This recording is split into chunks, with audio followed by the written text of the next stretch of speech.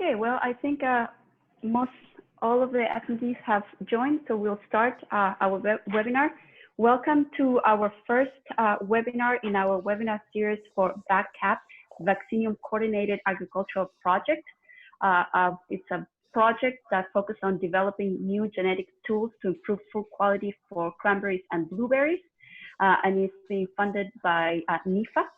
And today we'll have our first webinar on an introduction to Breeding Information Management Systems BIM and the Fieldbook app. And I would like to introduce Professor Dory Main from the Department of Horticulture at Washington State University, who is going to give us an introduction to the webinar and also present our speakers.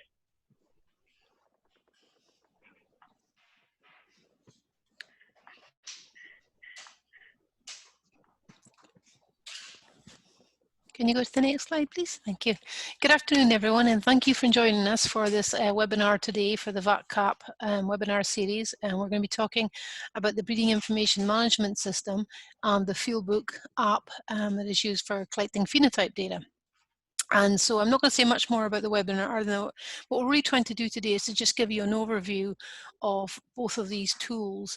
We're not going to go into a lot of demo how to, it's not going to be a specific tutorial on how to use them, it's just an overview, but we are happy and have done so many times giving to provide a longer, workshop, half-day workshop, 2-hour workshop, 1-day whole workshop, as we've done in the past, to users and to work with people individually on how to use these systems if you're really interested in them.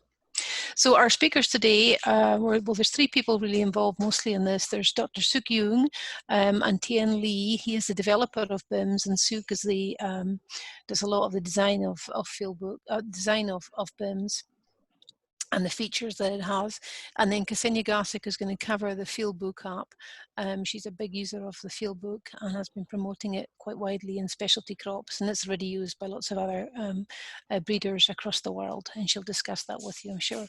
So without further ado, I'm going to pass it on to Sook Jung, who's going to start the BIMS portion of the webinar. And thank you again for joining us.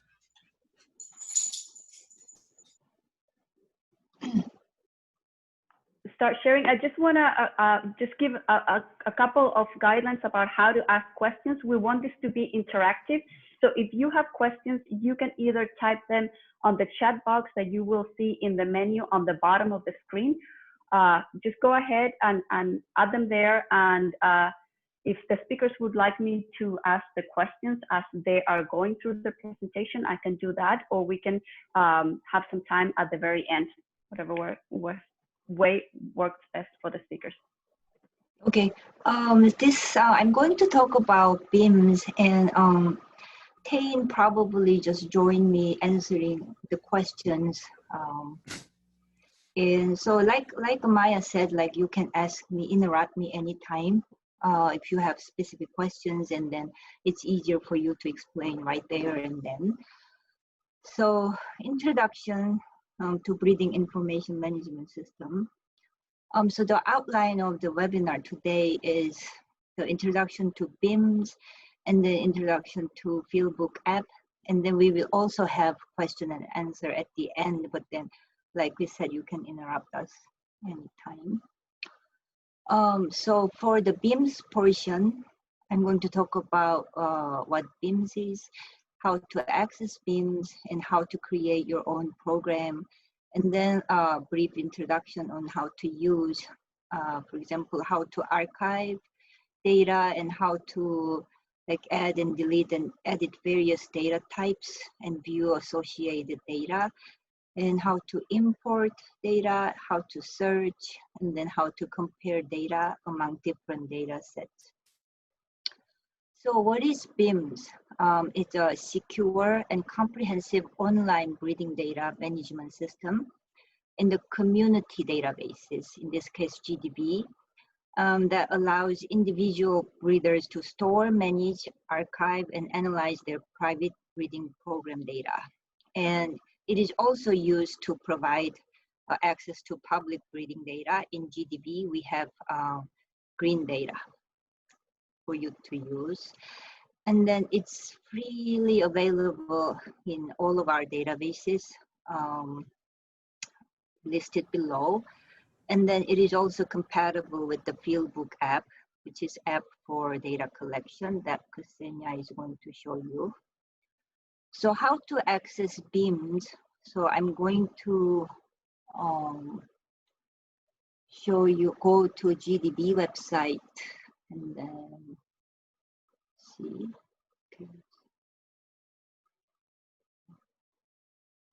Okay, so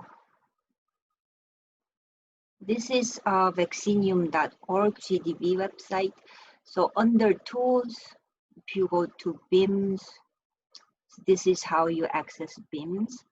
I logged in with my name. So right now I see Vaccinium Green database and the Sook test. This is private.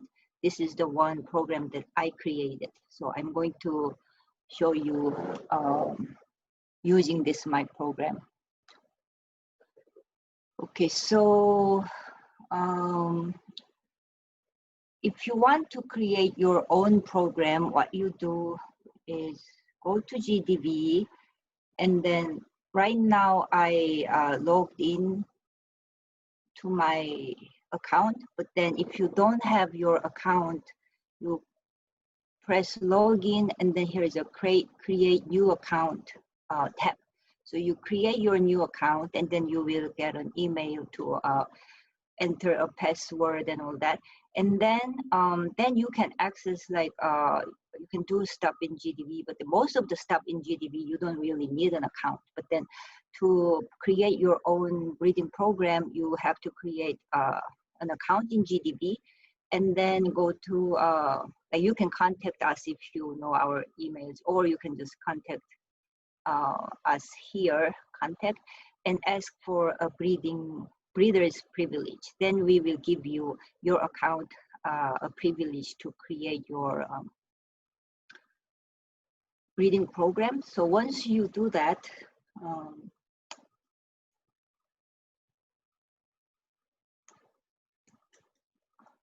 then you log in and you go to Bims, and under manage breeding, you click program, and then you will see this admin menu. So admin menu for program, and then here you can say create, and then you can put your program name and then some necessary things here. Then you can create it. So once you create your program, you can add members. So for example, so here I created it, so I'm the owner.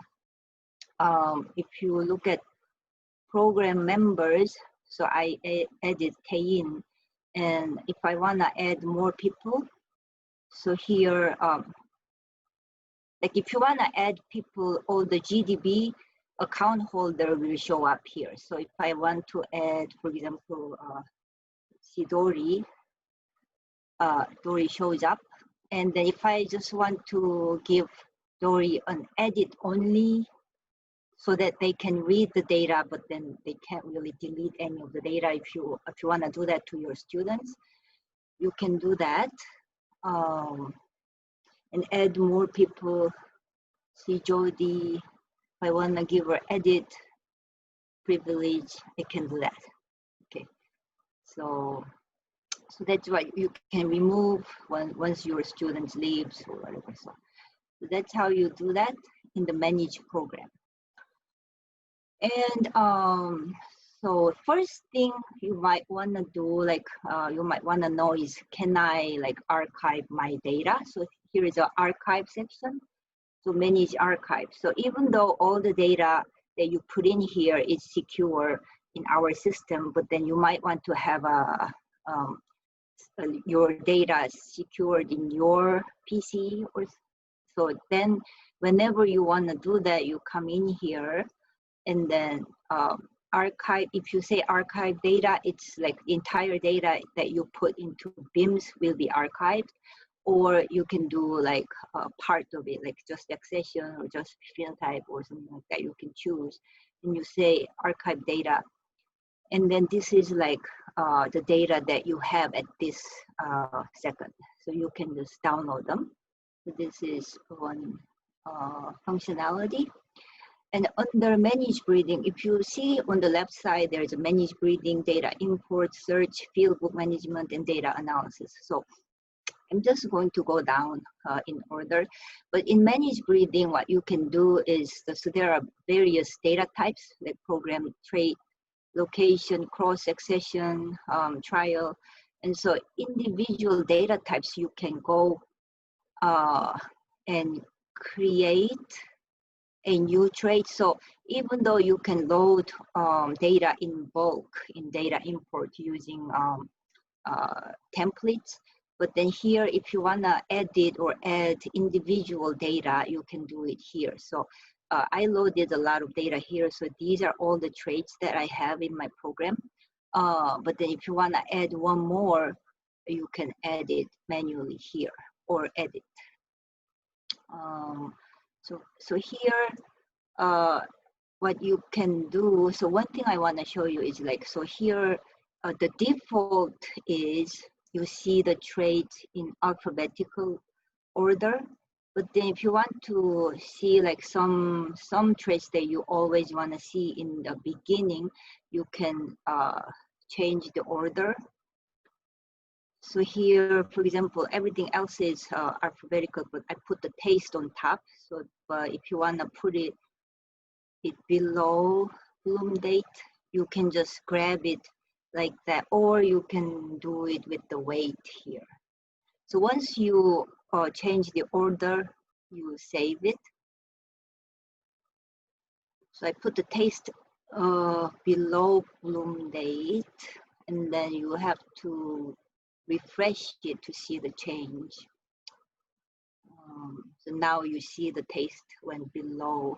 So anyway, so like, so there are the list of traits, and then if you click one, whatever, and this will show the statistics for that trait for all the data you put into your program. So all the accessions, the phenotype data here, the number of data point, minimum, maximum, mean value, standard deviation. So numeric traits, it will be like this. And then taste, this is categorical trait, and it will show this in this graph and show the numbers. So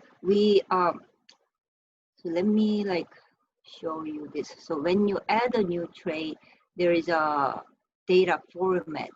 So we matched this type of the trait into the fieldbook app. So fieldbook app has all the different types of the traits. So it has Boolean, categorical. Mostly your data will be numeric trait data. So, but then there is percent, photo, and text. So it's like that. And then if I go to here, like you can delete the trait or edit. If you wanna edit the like minimum and maximum, or you know. Okay, for the numeric you have minimum and maximum, but not for categorical. And then location, so location of your field, so you can add them and view them here. And then cross, again, you can load it in the data import section, but then you can manually add here. If you want to see some data for a specific cross, you click it, and then it shows you the parents, number of progenies, data points. And if you want to see the data for that particular cross, you click it, and then choose traits. And then underneath it shows the data in the table format. And then accessions, and that like similarly, it lists all the accessions that you have in your program. And if the list is too long, and then if you want to find something, you type it here, and it will show whatever that starts with that alphabet. So if you click one, click details, and on the right side, you will see the details of the accession you chose or near. parents, data points, locations, and then again you can see the data for that accession and table below. Okay, this data set I don't have haplotype block, but then that is one possible data type. And trial will show you the data you put in, the trial data. Trial you can set up however you want to set it up. So click one, you show the details of the trials. View, you can see again the statistics, the phenotypes for that trial. Okay, so that's manage breeding section. And then later, here is a data import section. So the data import, there is a template list. So it has various types of template like contact, accession, cross, phenotype. So you can view what the columns are here, or you can download them. And if you, or download individual sheets, or like if you want to download everything, you can do it here. Let me show you an example template. So let's see.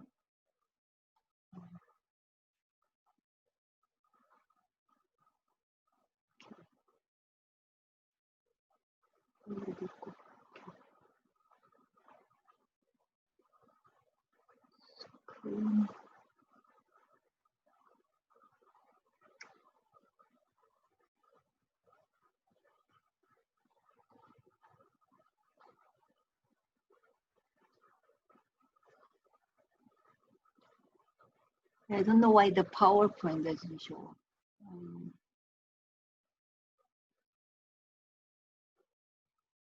Can you see my PowerPoint or no?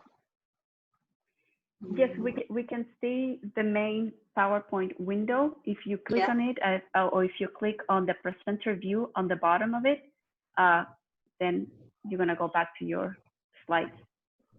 Okay. Do you see my PowerPoint now? We see your desktop, basically. Yeah. Oh, okay. I don't know how. I mean, we'll just briefly show you this.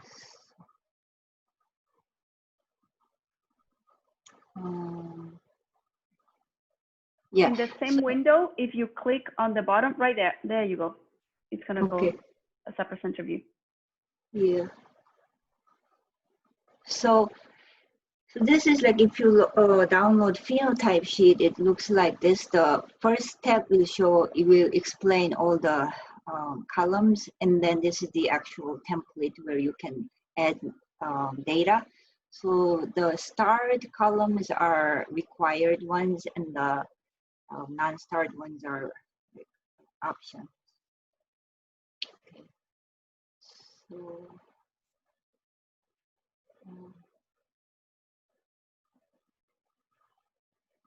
I just want to go back to Bims. Look under the share screen, you choose what to share and then just click on the, yeah, so that's what I was trying to do. Now you see Bims only, right? Yes. Okay, so then, so once you fill in all the templates, then you go to upload data, and then so here choose file. So you choose your data file here, and then upload, and then submit. So if you submit it, it will show up over here. This is what I loaded yesterday. And so once you submit it, you will see like waiting or something like that in the status. And if you click view, it will show your file name and waiting or in the process or something. So it will show you how it's going, how the loading process is going. And then if it fails, the error log will show up here. And if you click, like it will tell you what the error is, and then you fix it, and then you rerun it either here or we reload the file, fixed file, and then we load it here. So then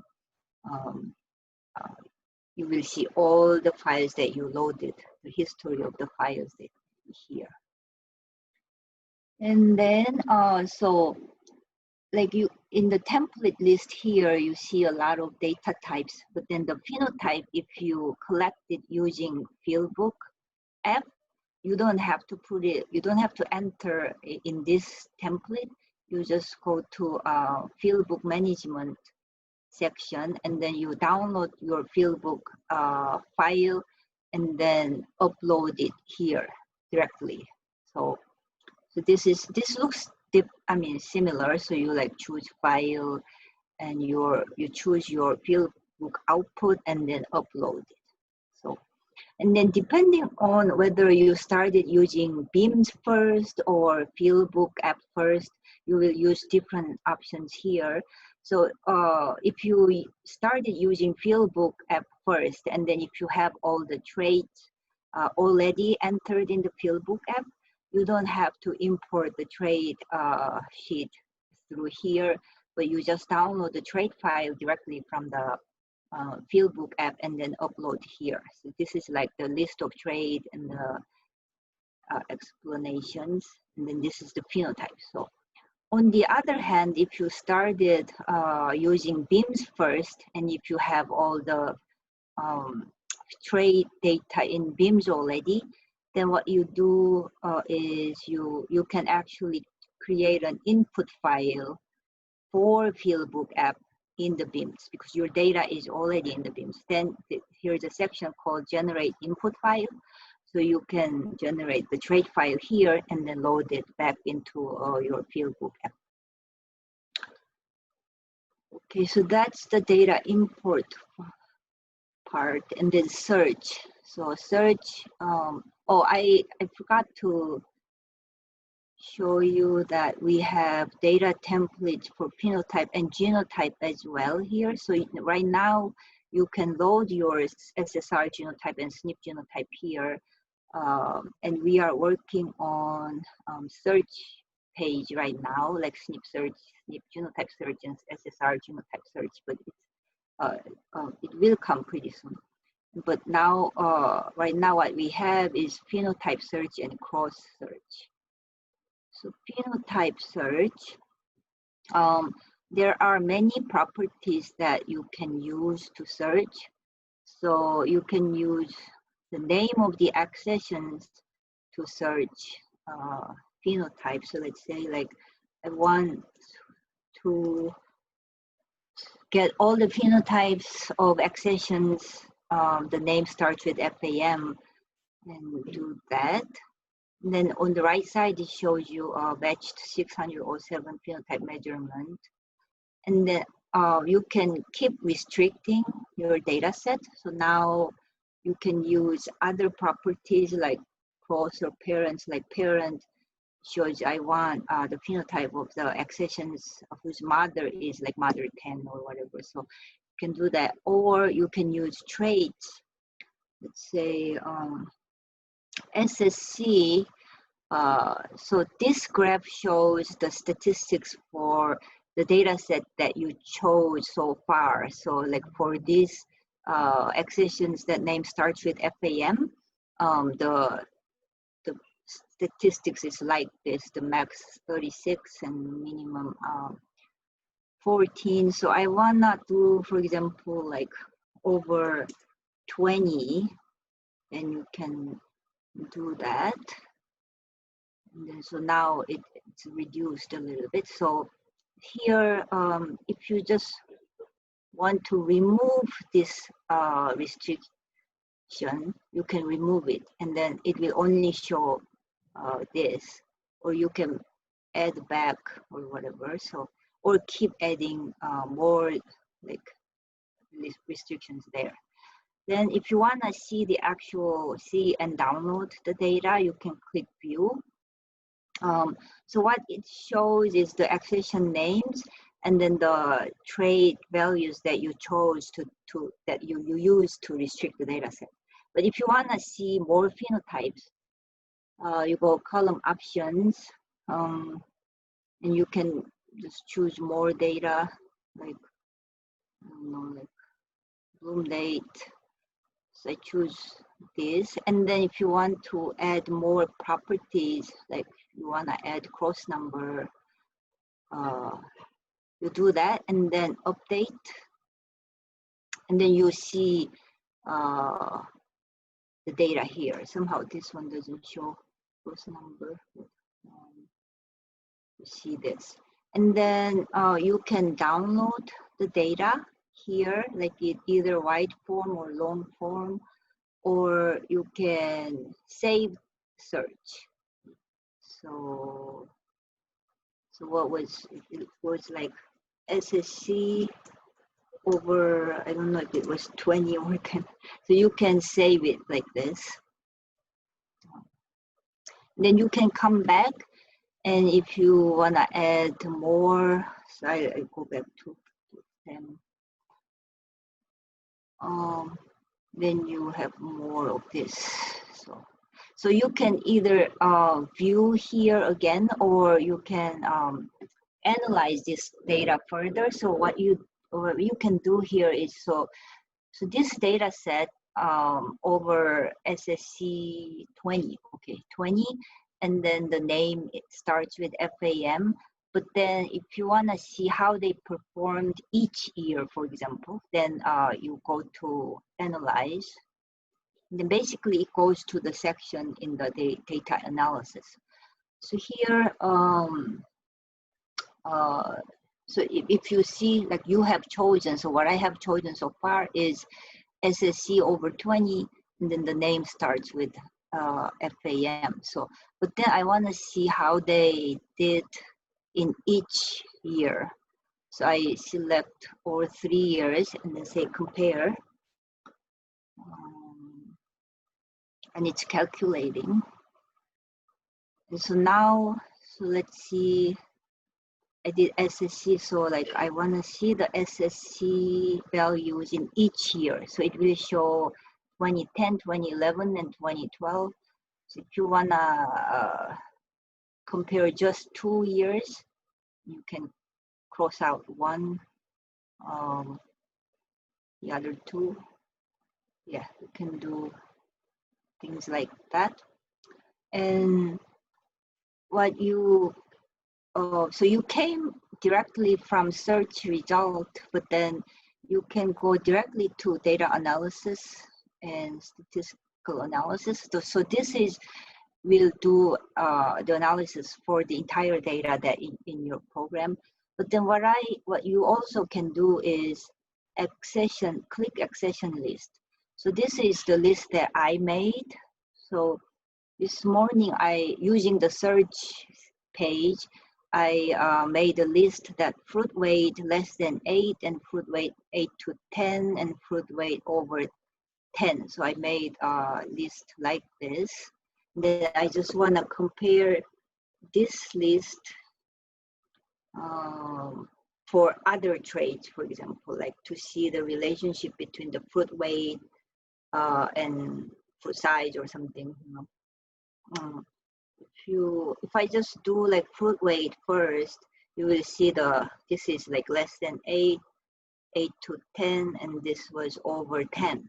And the data that I have is the publicly available sweet cherry data. I call them blueberry, but then if you look at bulked fruit weight, so fruit weight data is individual fruit, and then this is bulked fruit, like they collected, I think, 25 fruits and then measure the weight. And then somehow it doesn't really correlate 100%. So like this, it is smaller and like medium, but then not really. So that was interesting. And also if you want to compare the fruit weight with like fruit diameter, for example, it doesn't really, it doesn't really correlate. So this is what we have.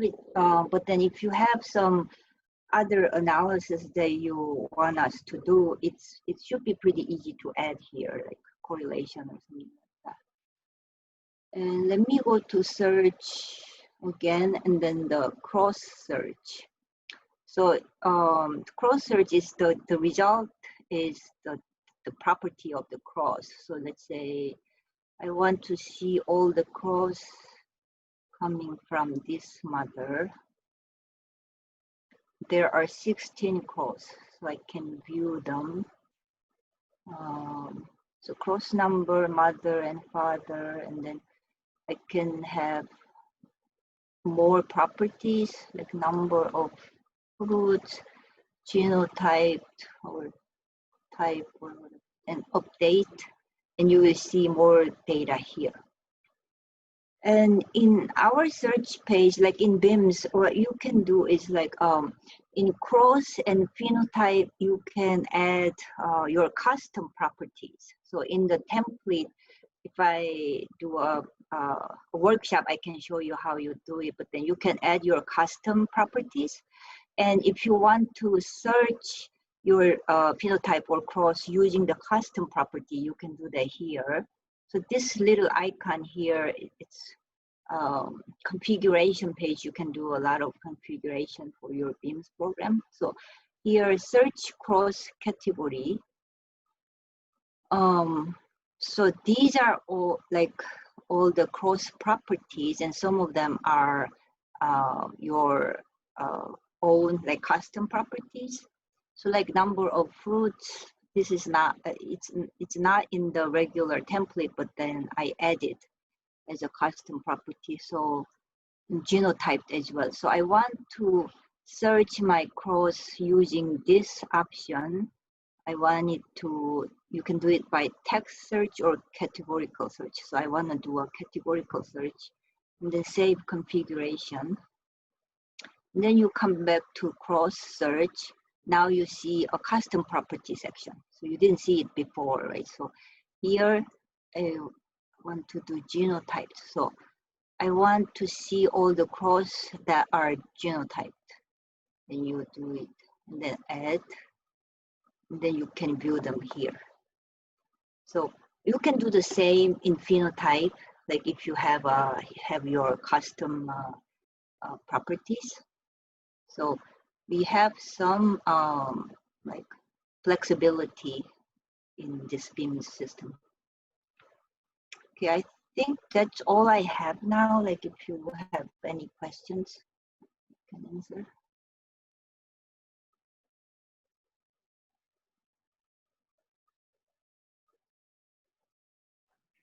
I don't see any questions right now on the chat box, but if anybody has any questions, please feel free to just enter it there and I can read them out. If not, maybe we can move to the next speaker. But I really encourage people to ask questions if they have any questions for the speakers. Hi folks, there is one question. I think it came to me privately from Hamid. And the question is, who has defined the plant ontologies for blueberry? Moira was collecting these data from us and she is on the call, I believe. I think Jodie can take that one because she's been working on the plant ontologies for GDV. Yeah, I put together the ontology file we sent to Moira for the ontologies, and we are going to eventually put those also into GDV so they're available so people don't have to create them.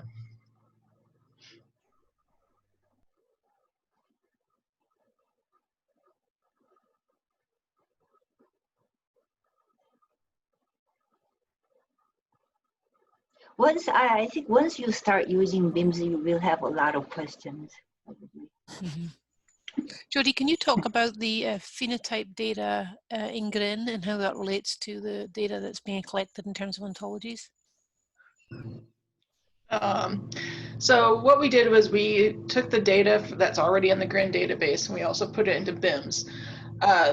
There are some of those traits, most of those traits are also in the blueberry ontology that we shared with Breeding Insight because those are established traits in the GRIN database, and obviously we have a lot of USDA researchers and they collect those traits.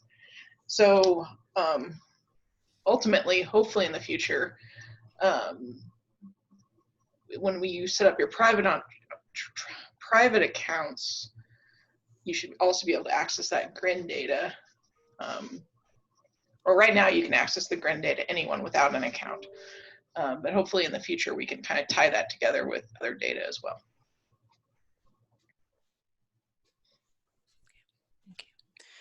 I have one question as well. I just wanted to, did you mention, Sook, about the data that's in the Breeders Toolbox, the BIMS private breeding data is backed up every day on our site in 2 locations? Okay. Mm-hmm. I don't think I mentioned it, but I just said okay. So that is really important, folks, because that means that your data is really secure. We have it backed up on site and we have it backed up off site as well. And you know, that came in very handy when one of our breeders ended up having a failure on their own system in their university and lost a lot of data, and were able to come back onto BIMS and their BIMS and get all that data again, including all the image data. So. There is a question from Massimo. He says, if we want to add new traits, can we create the new trait ontology, or do you have to create it? You can actually create your own traits. There is a template to do that.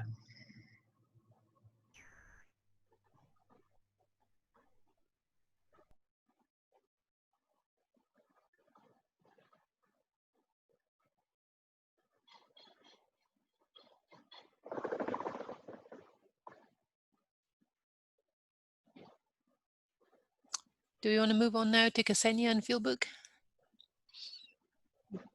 Yes, I think so. So I'll stop sharing my screen. Okay, I'm sharing mine, and so I will go over basic stuff around the Fieldbook app, and then if there are questions about something specific, we can go back and discuss that further. Basically, you can download Fieldbook app from Google Play. Fieldbook app is available only for Android, not for the Apple. So that's one downside for people that prefer Apple gadgets like iPad or iPhone or whatnot. You can download it from all of these sources here, and I will go and share a different screen now, in which I'll play the download and everything from the beginning. Okay, so now you're seeing the screen when you go into the Google Play. And then in the Google Play, I already searched the Fieldbook. You can search it as a Fieldbook or as a Fieldbook app, any of those. And then you see this book with the wheat on it, green book, that's the Fieldbook app icon. You click it on it, and of course, if it's downloaded, it's gonna say open. So I already downloaded it to prevent any wait, and so I'm gonna go and open it. When you open the Fieldbook for the first time in your tablet or a phone, it will show you this screen, and it will ask you if you wanna upload template fields and traits. Since I already did that, I'll just show you from fields. When you click here, it will list the files that you uploaded. To upload the new files, you just click this plus sign here and then import the field. But before you can do this, one of the major things you need to do is go to the settings. Within the settings, go to the general, and you need to set up default import source and default export source. When you download the app for the first time, it's gonna say not set. That will prevent you from uploading your files via cloud or exporting the files. And the problem is that when you try to export the files, it will not tell you why it's not working. So this is one of the major upgrades for those people that might have used the Fieldbook before. Earlier versions of the app did not have this requirement. So I already set up a default import source for local storage, and default export source always ask, because you can export files to be stored on your device or to the cloud if you are around Wi-Fi, if your device doesn't have a Wi-Fi provided. Another thing on the settings that I would go to, and the other stuff you can kind of look at, but right now the profile is one of the neat things that you can set up the person that is collecting the data. So if you have one device that several people will use to collect the data in your program, you can tell each person to go into the app and put their name, let's say here, okay, cannot type, okay, and then save. Anything after I put my name is under the person will be labeled by my name. So if after a day or two, somebody takes the same app, goes in, changes to their name, that sets of data will be labeled by their name. If there is no name in it, nobody's name will be there. This is a nice way for you to track if there is some off-type data, so you can go back and double check with the person that collected the data what happened. Under the appearance, you can actually choose to see the tutorial. This is something it asks when you download it. I never take it. I mean, never switch it on.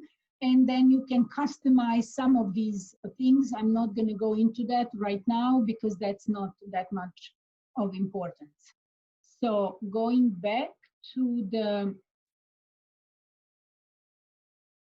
actual app. So in the fields, I already uploaded field sample, and we can upload another file. So I'll take sample 2. When you upload a file or import field file, it's asking what is your unique identifier. Later on, I'll show you how the file actually looks like, but in the file that you upload, one of the columns has to be unique identifier. One has to be designated as primary order and one as a secondary order. Everything else doesn't matter. You can have all kinds of data that you want.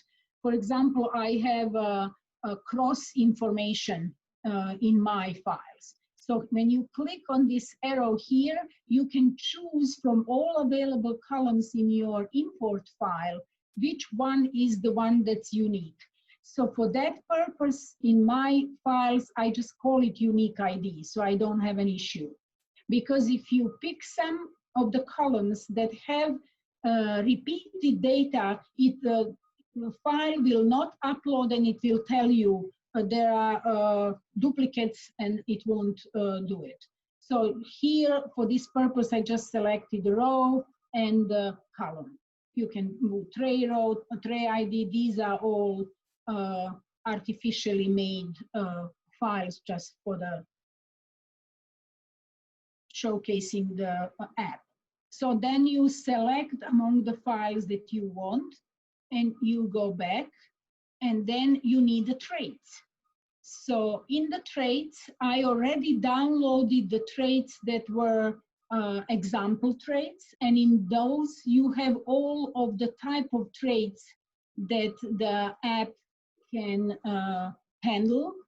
If you want to create your own traits, you click here on plus.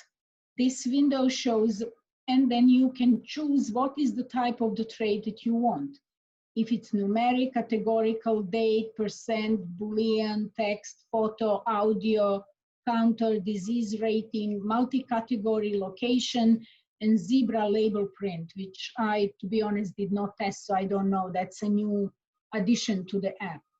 So let's say we keep take numerical. So the trait would be, I don't know, height.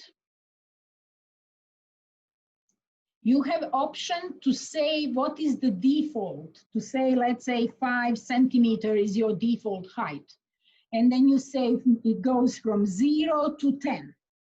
That way you prevent having like 150 entrants and having the wrong data, because if you put more than what's the maximum or less than what's the minimum, the app will tell you that you cannot do that because it's outside of the allowed parameters. And then in the details, you can provide of the plan some explanation for people that are using your app, if they're students and you want to use them, and you can have several of these tablets with the Fieldbook app and maybe compare the differences if it's a taste trait or something else. Another trait, I won't save this one. Yes, I'm going to close that. All of these example traits are already created, so I'll show you how that actually looks in the app when we go to the next step, which is collecting the data. So when you go to this screen, depending on the size of the device you're using, you can see 2 lines or 3 lines. This is this BlueStacks software is mimicking the phone, that's why there's only 2 lines. You can choose what you want to see here. You can choose to see just the seed name, and here you can choose to see the pedigree. That's usually what I do. I want to see my accession name and I want to see the pedigree. And the green arrows are going in, moving from one trait to another. The black arrows are moving from one individual or accession to another. So let's say here height is the numerical. You just basically press the number you want. And so let's say if I put 599, it will, okay, there was no limit on this trait, obviously set up. If you made a mistake, you can easily press the trash can icon and remove it and put the new trait in. Once you put the data in, it changes, it becomes the red color. So this is the category, so you can create categories, and to create the categories, you just type the name and put the backslash in between the words. And in this case, you can prevent students or whoever is collecting data for you from having the typos. So they have no choice. They have to check one, and it's exclusive because you by checking the other one, it switches off the previous one. Then a lodging basically is just the scale percentage, and so you just go and slide it. Flowering is the date. The nice feature about the date is that you can go back or forth from the day that you are actually taking the data, because you might do on every other day flowering data collection, and you need to, then you can go back, and to make sure that this date is accepted, you have to press save. If you, I'll go back, and I'll go back, it's saved, but if I remove it and it's today, and I go here and I come back, I didn't, okay, sorry, let's say yesterday, and I move back to another trait and come back, it did not save it. So you have to press the save once you are okay, so I'll be okay with the today's date.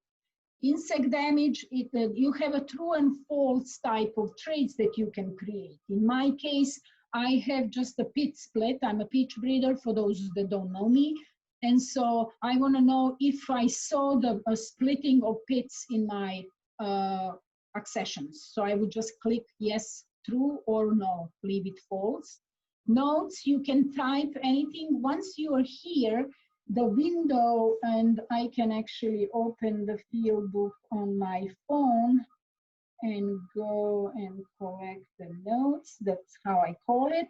And so here is what will pop up on your device, and you can type your observations. You can also use your device's microphone to actually use the voice to text feature. That should well. So then a picture, this is one of the traits I really like because it labels the picture you take.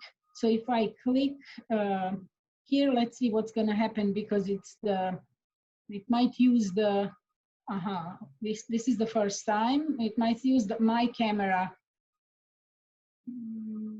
Yes, remember photo locations. Let's see.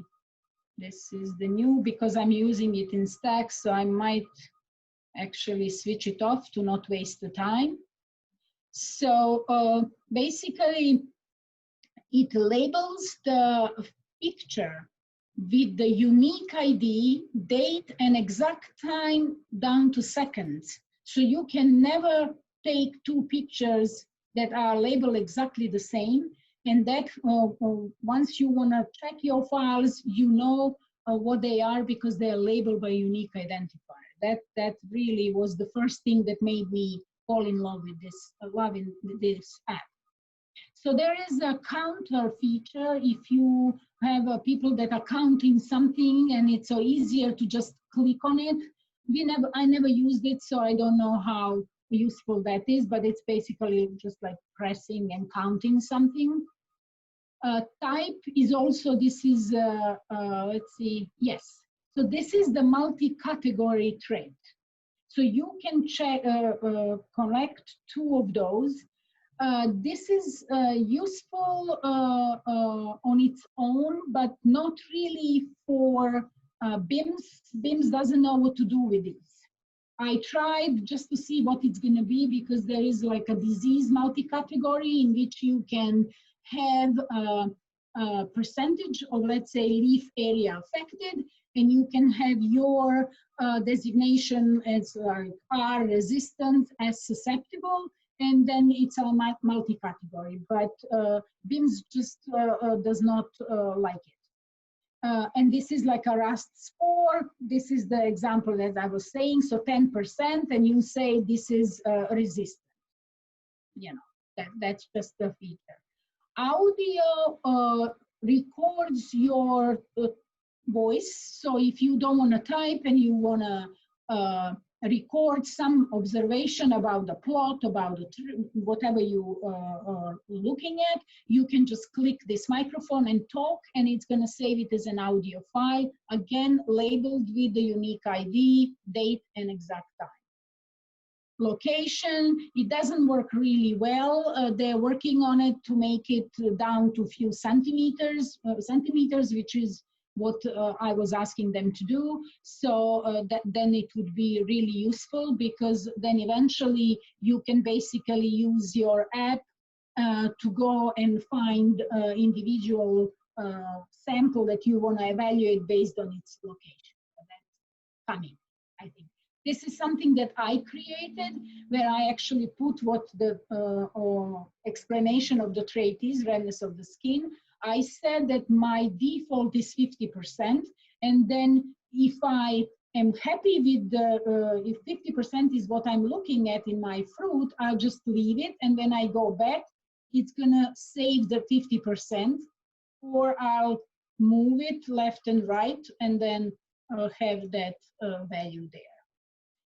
In this top line, you can see various options that you select on the settings page, which I didn't go into detail, so if you want to play with it, you can. One of the neat thing is this folder here, which shows you resources. So you can put there any example picture that you, if it's a shape of the berry, let's say in blueberry, or you can have the picture of different shapes.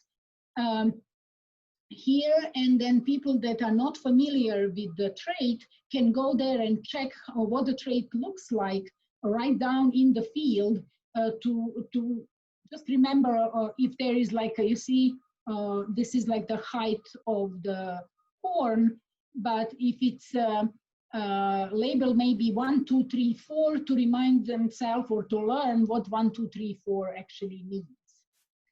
Okay, so going back to the, okay, I think I need to go back like this. The next one is also neat. It shows you the summary of the individual accession that you're actually looking at right now. So it shows you all of the columns that are part of the import file and all of the traits that you collected. So that's really neat if you want to quickly see what you collected for that individual. There is a feature that you can lock the app, and when you show it to somebody, you cannot accidentally change the data. One big important thing is that data, you can change the data in the app all the time. So once you are done with the first pass, let's say ripening time or some quality checks or anything, the smart thing is to export the data. You do not necessarily need to import the data immediately into Bims if you don't want to. You can do it maybe weekly or monthly or at the end of the season. But I have a practice that anybody that's using Fieldbook in my program to collect the data, as soon as they're done, because we are doing it like twice a week in the high of season or once a week when the season is slower, then we do it as soon as we are done, we export the files. And we then once a month or 2 months or whatever rate we want, we upload to the Bims the latest file. That way, if anything happens, your device crashes or who knows what is going on with the world outside, you have your data protected and nobody can change what you actually collected. So export feature, you can export local, and it will allow you to go in the cloud, but I'm not going to try it here because this is the BlueStack, so it might make a mess of it. So I'll just show you how it looks. So you can have export the file in 2 formats, as a database or as a table. You can click both of those and then you'll end up with the 2 files. I'll show you later on the differences between the 2. Database is the format you want for Bims upload. Table is the format that's Excel friendly, so you will basically have it for immediate checkup if you want to quickly check something. I suggest clicking all imported columns, because if you are exporting database format for upload to Bims, because in your import file, you already have a row column. Those are the 3 unique identifier, primary and secondary columns, and those 3 Fieldbook requests or requires. And they're already part of your import file, so you basically just export all imported columns. As Sook showed, when you upload the file into Bims, outside of those 3, Bims will recognize that you have additional columns and you can choose to import them or not into Bims if you want to. You can do only active traits or all traits. And that's something I didn't show you, so I'll go back, that you can deactivate or activate the trait. And you can see the file name. You can change the file name if you want or keep it as is. It keeps the file name and gives the date and exact time down to the second. And so since you'll never have exact name if you keep the default name, you can click overwrite previous export. But if you're giving me the name and saying, I don't know, your name and something like that, then you make sure that this is not checked, because it's going to overwrite whatever you previously exported. Anytime you export the file, it keeps all of the data from the first time you collected it to the moment you are exporting. Okay, so we'll go back, and I'll just go quickly into the traits. So here, this check mark is to uncheck all of them or check all of them, or you can go and uncheck single traits. And in my case, I have a bloom time in the spring, so I uncheck all of the other traits and I just have a bloom time, bloom set, and some other features that I want to collect. And then when the season of ripening is and harvest, I uncheck those because I don't need to see them. There is no point in collecting those. Under about, you can see what is the version and what are the changes, and the email address of Trevor Rife, that is developer, to whom you can send any issues that you have with the file. So I will now share back my presentation to show you. So this is basically how it looks when it's on the tablet. You know, as I said, you can see 3 lines, and then of course the traits, we covered that. So this is an example of the file from my program, and so I call it either field ID or unique ID because I work with the trees. I have a row and tree and the name of individual, and then here is my extra column that I want to have for the quick search. And that's something I should have, we'll go back. So basically what I do, I concatenate the row, tree, name, and add the designation for the field block, just to have it as unique as I can, because sometimes I have the same accession planted in the different sections of the same block. So with the row and tree numbers added, it makes it unique. And so this I showed you already how you import the field. And so exporting, so export to CSV files, database, and tables. So this is what we already covered. And so here is how the files look like. So this is how the database file look like. And here on the person, you can actually see the person that collected the data if they filled the profile with their names. And there is a timestamp, exactly the date and the time to the second when they actually collected the data. And so here is interesting thing that Ray collected, my technician collected the data for Bloom, and this was in the 2015. And you can see that he actually collected it in the same day, just a few seconds apart, but it says that the bloom time of 50 or 90% is the 2 days apart. That's that feature in the date where you can actually go and specify any date up or like backwards or forwards that you want, because we normally collect every other day, so we can go back or forward.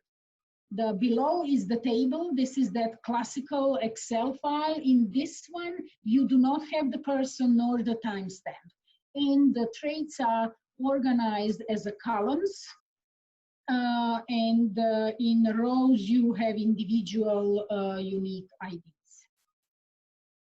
And so this is now. And so let me just go, before I go to the question section, to the app, to show you if I'm in the collect view. This magnifier thing is actually a search feature. You can choose what to search on. So you can search by, actually by everything, all of the traits that were taken. So I will do the row because I don't remember the name in this file. You can do equal, not equal, contains, does not contain, is more than or less than.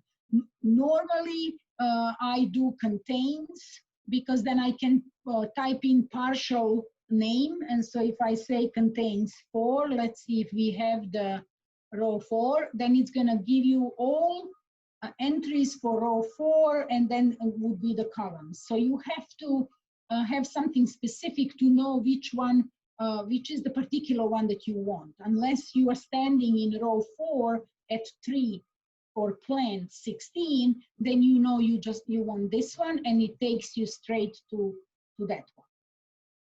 That's the feature. So let me go and see the chat. Is there anything here for me?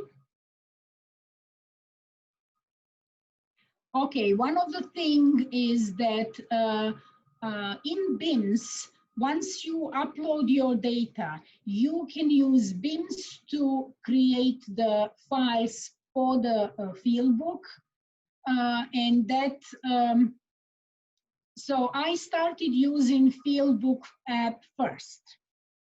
And then we created the Bims, and I started uploading my data into Bims. And anytime we have a new device with the Fieldbook app that somebody in my programs is using, and they figure out that they want to create the new trait because that a character is appearing many times, so they want to record it separately, and they create it, it throws an error when you upload the data into the Fieldbook, sorry, Bims. And so that's something that you have to have in mind, that, excuse me, that any changes you make in the Fieldbook file, when you try to upload it to Bims, unless they're already present in Bims, you're gonna get that as an error. But after a few trials and errors, you really figure out what to do, and now I just do it seamlessly, and there's never a problem.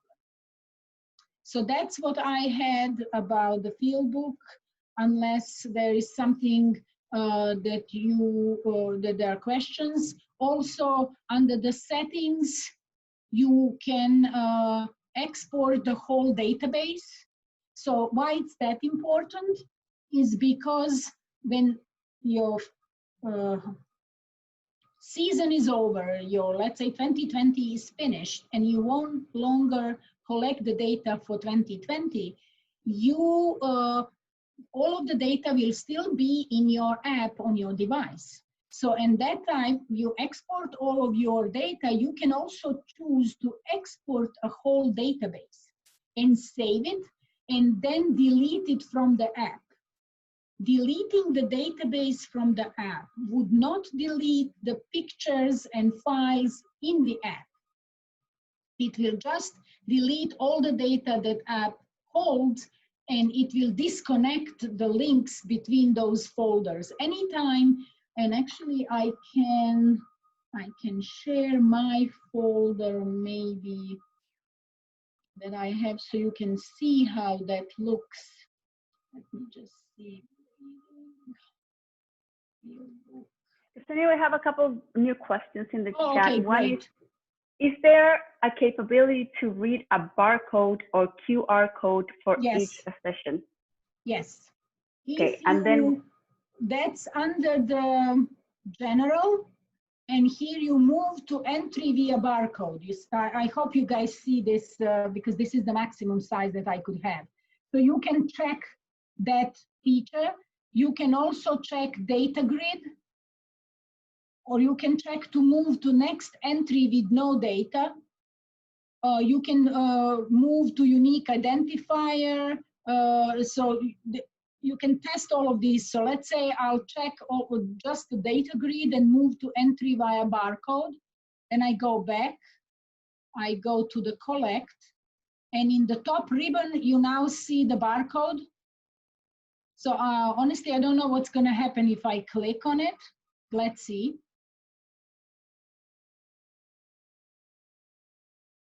Yeah. I don't know if that happens. She's using an emulator, Android emulator on her computer, so Yes. there's no camera accessible. So I don't know. I mean, okay, let me do that on my phone, and then we'll test it immediately. general. Okay, the move to entry barcode. I don't have barcodes yet, so that's why. Okay, so now here you can see in the top ribbon, I have the barcode. And when I clicked it, this is what I see. My camera opened and the barcode app is open and it wants to scan the barcode. So basically it says scan the barcode. So that's what you're gonna get. The grid feature is really neat. If your file is not that big, it actually tells you what data you collected per each of the unique IDs. So since I didn't collect anything for any others, just for that one, everything is empty, just this one is not. You know, you have features here. So that's something if it's of interest to you. If we go back to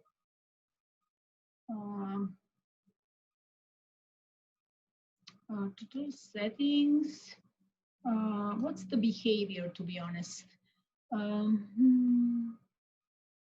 Oh, you can disable left entry arrow. If no data has been collected, left entry arrow is disabled. Disable right entry arrow. So there are features where you can force the person that's collecting the data to actually collect the data, because they won't be able to move to the next trait or individual plant until they collect the data for the individual plant they're looking at. We have a couple of other questions. Okay. There's a question about, can the fieldbook take data from digital equipment like scales and calipers? No. Okay. Then any limit to the amount of data that can be stored in Bims?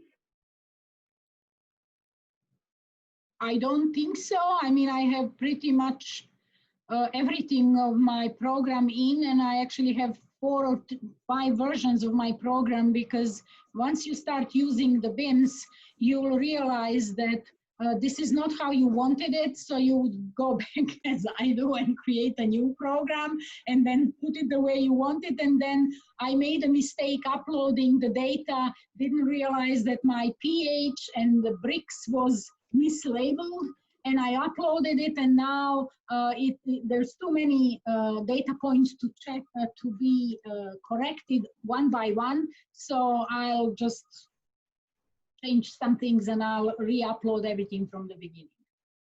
I also see that Dory replied and said that no, there's no limits. I just want to point out to everybody that's attending to check the chat box, because there's a lot of questions and people that are answering there. So we haven't gone through all of the questions, but if you click on the bottom of your screen in the menu, there's a little chat, and it will open a menu on your right side of your screen, and you can see everybody typing and answering some questions there.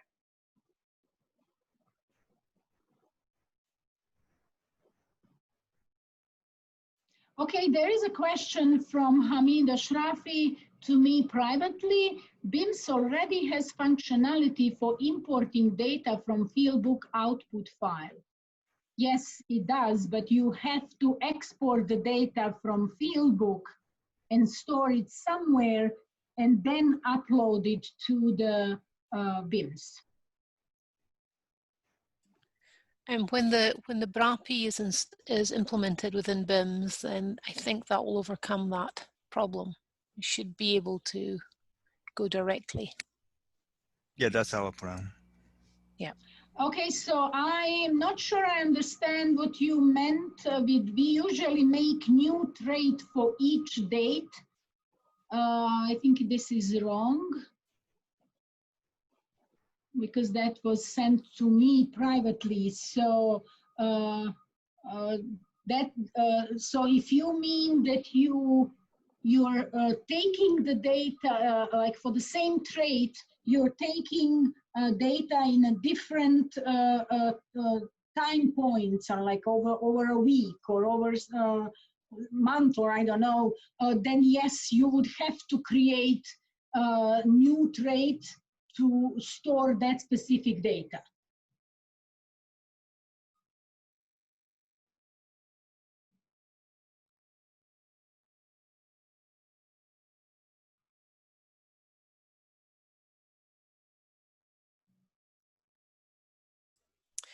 Just to follow up on that question about the limits, there are no limits currently set, and we don't see any reason to set them. We've got a lot of capacity on our systems.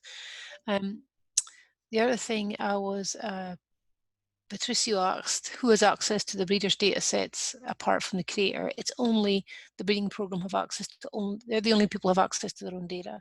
The person who's in charge of that controls who has access. So if you wanted, for example, to share your data with another breeder in another program, you could do that. You can create that you can have that in that database as well. You choose to do that, but most people would just have it in their own program, and they would then, as Sook showed earlier, I don't know if you saw that, but where you assign the permissions to the people that you add. The only requisite is that they have an account in GDV to be able to be added. So that's the only requirement, but it is fully secure within the breeding program. For Patricio, you are saying we analyze the data in specialized programs. I imagine you can export data sets with the format needed, right? Yes. There are two ways how you can do it. The easiest one is to use the templates that Sook showed, and just to fit your data into those templates and upload them. Or you can also export the data from your specialized equipment or programs, and then format them to fit to mimic the field book export file, and then do it that way. But the templates are fairly easy, because I also use several different equipment that collect the different data for me. We compile that data into Excel file, and then I prepare and I just put it into the template for uploading the phenotypic data, and I upload it to the Bims. And Patricio, if there's a special format that you do need it outputted in, then for a particular analysis program, then that can be arranged. One thing we don't think we mentioned earlier, but we are adding, we have the capacity to add in more analysis programs as requested by the community, and that's part of our NRSP 10 grant that we have, this National Research Support Project grant for the next 4 years. So when people request specific functionality within Bims or within the databases per se themselves, and we're able to, that's one of the things that we try and accommodate, or will accommodate. I have one request. You always have requests. What is it? We always do you whatever you ask. Last week we had the National Association of Plant Breeders conference. There was a presentation from a Cornell PhD student in Mike Gore's lab. And she's using the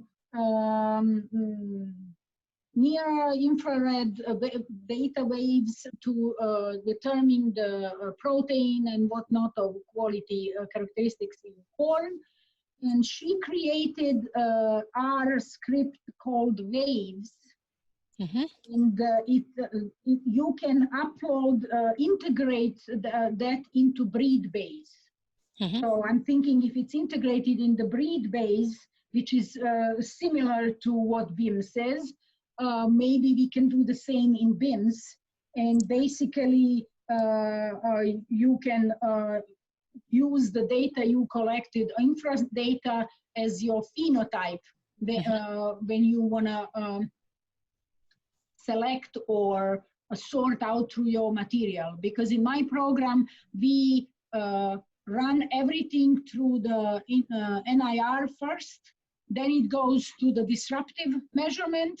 So we have zillions of several years data with massive amount of spectral data that's just sitting and waiting. And so the only thing that she said, if people are using it, they have to build their own models, because the models she built was for particularly what she was doing. Yes. Yeah. Okay. We'll look into that. I'll send you the pictures and everything that I have about that, so you guys can check what they have and how that looks like, and to see if we potentially can do something like that in the Bims. Okay. Okay, thank you. Okay, thank you. Ksenija, there's a question there from Patricio about what hardware are you using for field data collection? Because it gets hot in Florida and they usually overheat. Okay, this one is one. The one that I got originally when we started with this, what was it, 6, 7 years ago or something like that, is the smaller screen, and so now I'm trying to stretch my hand to keep it. But this is basically where I do everything. This one is mine. Yeah, and I tried to save it and I didn't save it at the time. So here's the field book, and then you see it immediately opens where I am and like a collect, and then I mean the data, and you see how the photo looks like. So any photo that you take, that means for this one I didn't go to the field, so this is like something that's not really good looking. But then you can basically move, you see, and see, and if you tap, it will show you the full picture. And so you can basically delete it if you don't want it or something, but you can take, like I have here zillions of pictures, I don't know. Is it a Samsung? It doesn't overheat at all? No, I have no issues. Is that a Samsung? I'm in South Carolina, we are humid and hot, and I had no issues. Cost? Oh, for less than 200. 140, 150, depending on the size, on the memory. I would suggest buying the basic size and then buying the extra memory. Because if you want tablet with integrated memory, for some reason it's more expensive than if you buy memory aside. And so I bought like the maximum, I don't know how, 120 gigabytes or how many I have. And then I told the app to store the pictures to that card, not to the internal memory. That way, you know, I can save as many pictures and I don't have to worry about that. Ksenia, they're asking what brand and model that is. Is that a Samsung? This is a Samsung, yeah. Okay. But any Android should work. I mean, and the Samsung, this one is 10-inch screen, 7-inch is also good. And so because I have a Samsung phone, I have all the time field book with me, just in case I'm in the field and I didn't plan on collecting the data, but I see something. One of the things that I forgot to mention, if you have technicians and several people in your program that would be using the field book like I do, and sometimes what I want my technician and myself to evaluate the same material, so we have two opinions about the same material. The field book app between the two devices do not talk to each other. So what you collect on tablet stays on tablet. What I collect on phone stays on phone. The way to cross-check is the Bims. So basically, the way we did it before Bims, we would download the files and create the column collected or ripening date pulled from the other file, and that's the way for me to check when I go to the tree and I see that the fruit is past its prime, to see if somebody else already evaluated, so I don't worry that I missed it. And but in the Bims, when you upload everything, you can actually create again a new field book file and export it from Bims and upload it into the field book, and then keep it as a new one to collect the data now, and you would know if somebody took the data already.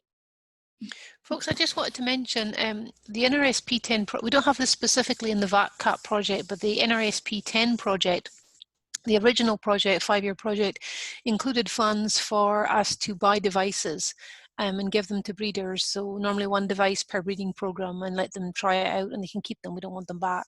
But then they buy the additional devices that they need.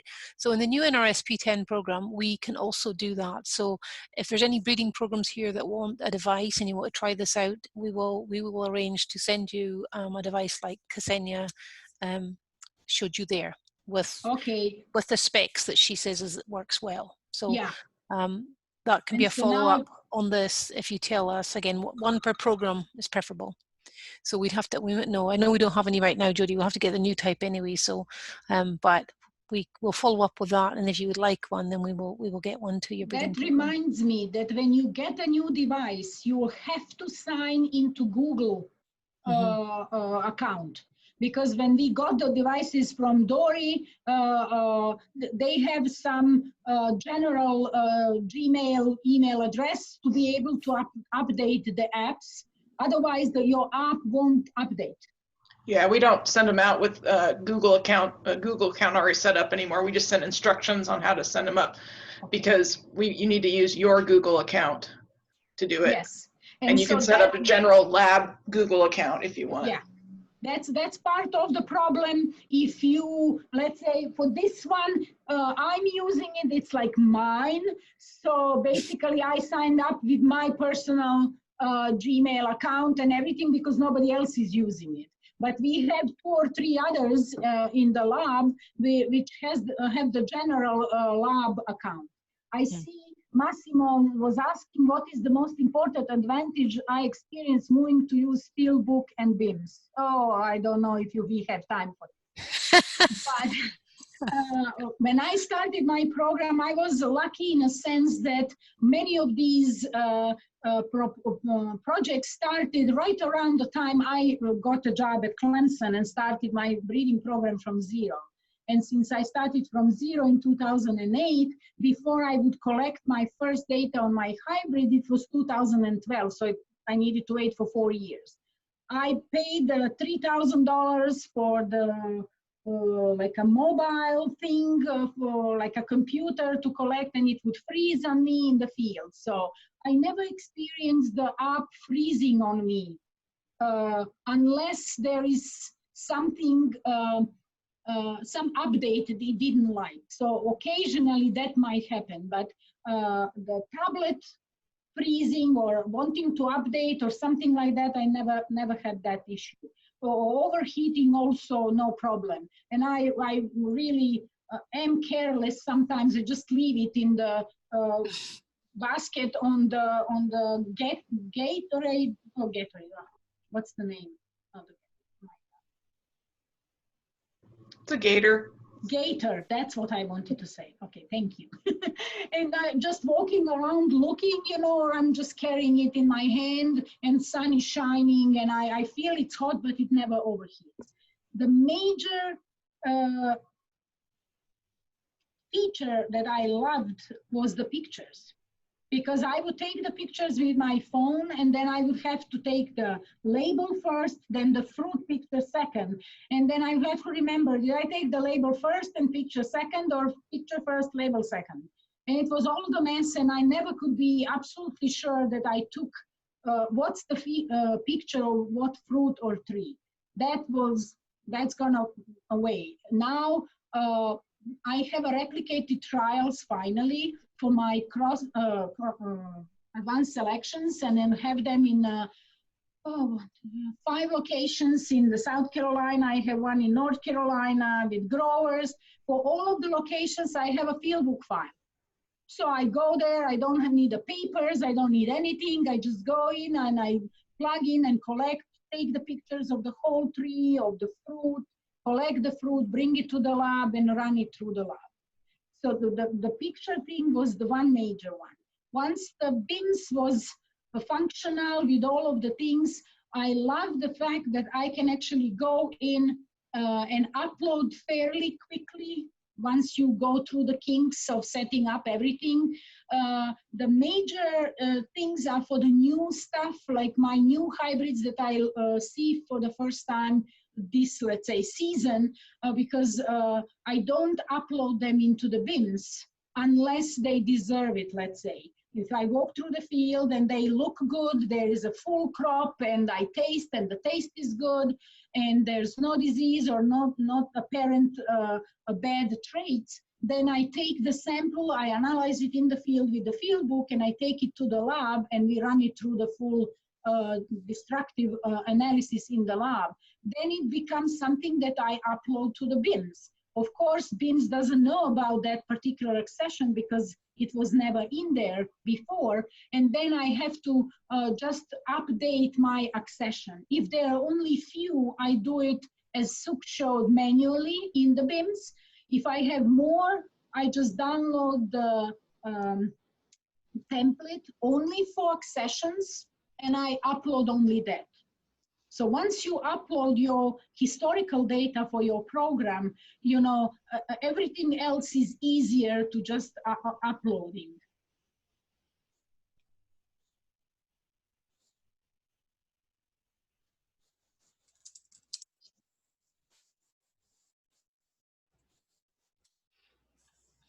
Oh yeah, I'm reading what Hamid put here for the different software that different breeders have and that cost the money. We were talking about this at one conference in Italy or somewhere, Peach Symposium, and my colleague from Israel was in negotiations with the company to develop the program for them. It was initial cost was $10,000, but you had to know at that point in time everything you wanted from that app and the database. And if you wanted later on to add additional trait or functionality, you would have to pay again. So, and I mean, Bims is really, really flexible, and people here on call are great, and they put up with me, then you can tell they're great. Because I'm sending emails every time, day and night, asking, you know, if something doesn't work. And sometimes with the field book update, it can mess up with Bims because you know, it's a new feature that changes something in your file, but Taein and Sook are on top of it, and usually within half an hour to maybe a few hours, depending on how big of a problem it is, they fix the problem. So I never actually had an issue. And to go back to the importance of the backing up every night and backing up to the secure separate location, I was the one that catastrophe in my program that my IT person basically deleted everything I ever had. And so, and then among those things were my historical data that we actually lost the raw data, but the data uploaded in Bims were stored within the Bims, so I could actually get it out and back, and now I have that file. So that, I mean, I can testify to this if needed.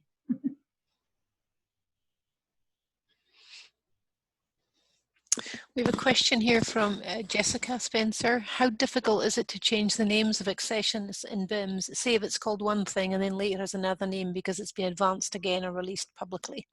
I showed you like in the under management, like under accession, there is an edit function. So you can just go in and simply change the name. And then if you want to keep the original name, you could put it in the alias. So you can do whatever you want to do for your accession trait name. I had actually request and they made a change because I went into Bims and my accessions are named by the SC for South Carolina, 20 for the 2020 year when the cross is made, then 2-digit cross number like 01 and 3-digit individual tree number like 005. And so now I have some accessions from crosses in 2010 that I'm putting into replicated trials, and I changed their name to SC12345 because I want to hide the origin of them if we want to patent them, so we don't have any issues with that. And so I wanted to put it as an alternative name, or help me, Sook, what was the terminology in Bims? Alias? Or? Yes, as an alias, but Bims would not accept it. And what I wanted actually Bims to accept data uploaded with either original name or alias. And when I search for the data to actually pull all of that data, regardless if it was taken under alias or under the original name. And I thought I'm smart, so why I have like 3 or 4 programs in Bims. I thought, okay, I'm not going to create the trial for every year. So I have a field for every crossing year. And then I thought, okay, I'll create my field for 20 or advanced selection, and I'm going to upload the files from different years into the same trial. But then Sook told me you cannot do that because then it won't see the different years. You cannot split the data per year that the data was taken. And so now I know that I need to create, let's say, P30 is my code for my advanced selection field at the farm. So I have P30 underscore from, I think, 16 to 2020. You know, and so I have 600 accessions in that field, and so I'm just uploading data and have various things that I could search. And I mean, Sook, you could have used my data to show them. I wouldn't mind.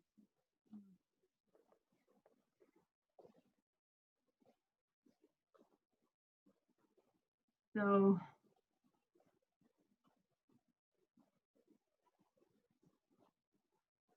There's another question. For the pedigrees. Yeah.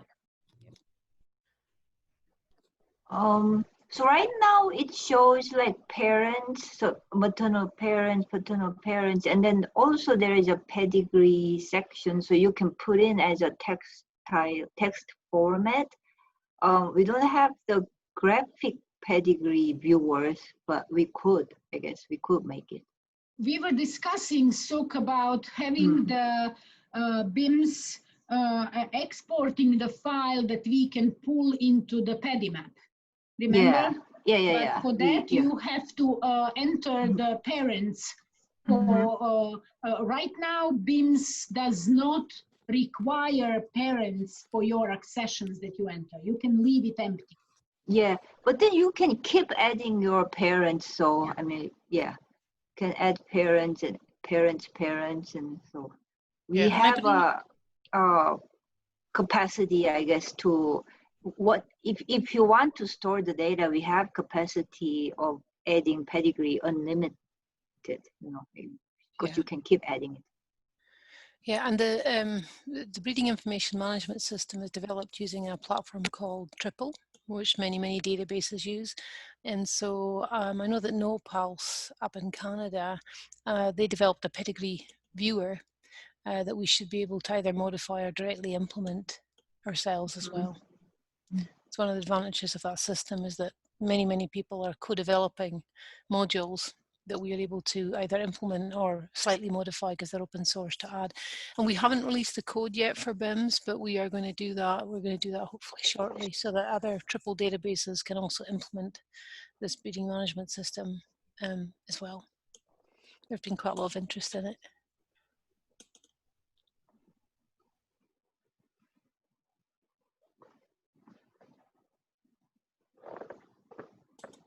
It looks like we don't have any more questions, and so we are getting to the end of the webinar.